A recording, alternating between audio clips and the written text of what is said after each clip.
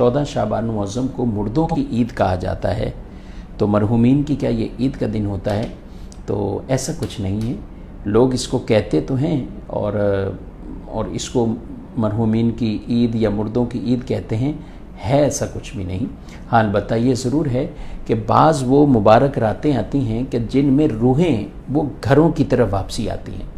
उनमें ख़ास तौर पर ये शब बारात को भी बयान किया गया है, इसी तरह जुम्मा का दिन बयान किया गया है। रमज़ान की मुबारक रातें हैं कि जिनमें ख़ास तौर पर रूहें अपने इन घरों की तरफ पलटती हैं, जाती हैं और वो कहती हैं उनको कि हमारे लिए इसाले सवाब करो, हमारे ऊपर रहम करो, हमारे ऊपर सदका करो।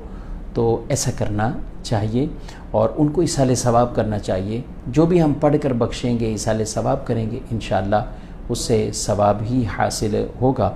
और साथ साथ ये है कि मरहूमीन को वो सवाब जो पहुँचाएंगे उनको सवाब मिलेगा। बाकी ईद कहना मुर्दों के लिए तो ये बहरहाल दुरुस्त नहीं है। जहाँ तक रूहों का ताल्लुक़ है तो वो मैंने अर्ज़ किया कि वो रूहें आती हैं।